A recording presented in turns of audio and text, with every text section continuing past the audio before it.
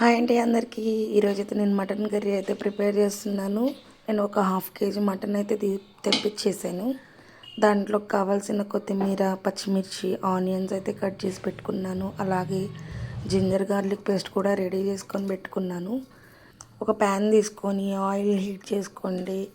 ఈలోపు మనకి కట్ చేసుకున్న ఆనియన్స్ అనేది ఈ ఆయిల్లో యాడ్ చేసేసుకొని బాగా ఆనియన్స్ వేసేలాగా ఫ్రై చేసుకొని బాగా డీప్ ఫ్రై చేసేసుకోండి.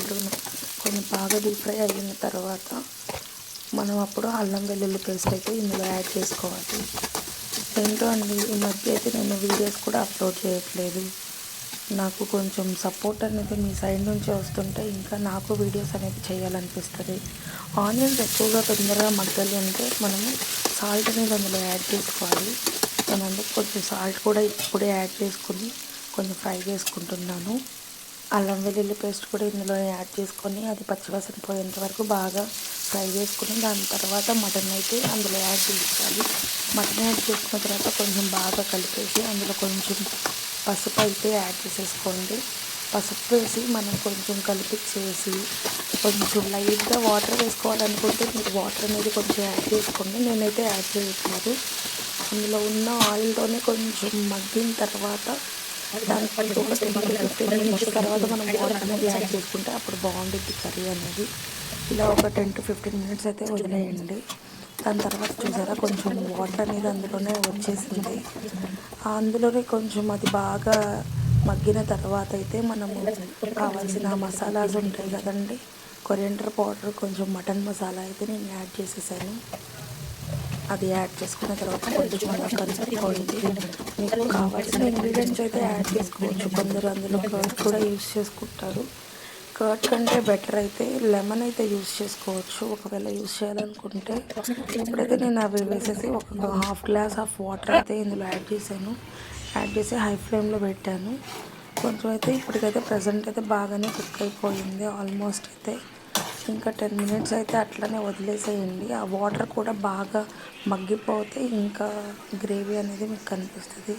టమాటో అనేది అందులో ఆప్షనల్ అండి, మీకు ఇష్టమైతే వేసుకోవచ్చు లేకపోతే లేదు. మా హస్బెండ్ అయితే అది ప్యూరీ చేసి వేయమన్నారు. అందుకు నేను 2 టమాటోస్ అయితే నేను గ్రైండ్ చేసేసి ఆ ప్యూరీ అనేది అందులో యాడ్ చేశాను. కొంచెం రోటీస్కి అలా కూడా బాగుంటుంది అని చెప్పి నేను ఆ గ్రేవీ కోసం అయితే అందులో యాడ్ చేశాను. అదైతే ఆప్షనల్, మీకు ఇష్టమైతే వేసుకోవచ్చు లేదంటే లేదు. నేనైతే రైస్ కూడా వండుతున్నాను. రైస్లోకైనా యూస్ చేసుకుంటాము, లేదు అంటే చపాతీ కూడా యూస్ చేసుకోవచ్చు దాంట్లోకి కర్రీకి. ఇప్పుడైతే మటన్ అయితే బాగా మగ్గిపోయింది. ఇందులో అయితే ఇప్పుడు నేను కొంచెం కారం అయితే యాడ్ చేసుకుంటున్నాను. మీకు తగినంత కారం అయితే యూస్ చేసుకోండి. మీరు ఎంత స్పైసీగా యూస్ చేస్తారో అంత స్పైసీనెస్గా యాడ్ చేసుకుంటే బాగుంటుంది.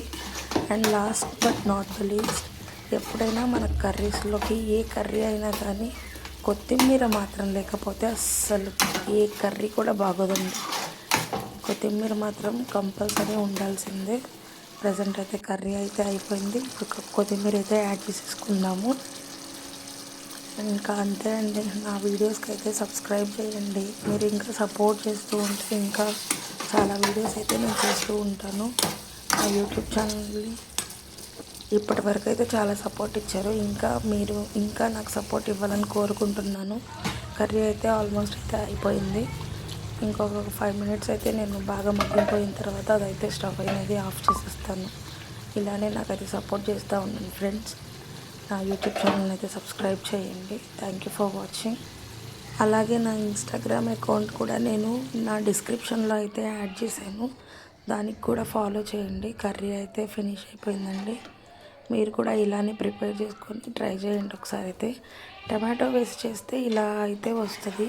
లాస్ట్లో అయితే నేను సర్వ్ చేసుకుంటున్నాను. కొంచెం రైస్ తీసుకొని కర్రీ వేసి తింటాను. చాలా బాగుంది. మా హస్బెండ్కి కూడా బాగా నచ్చింది. థ్యాంక్ యూ అండి.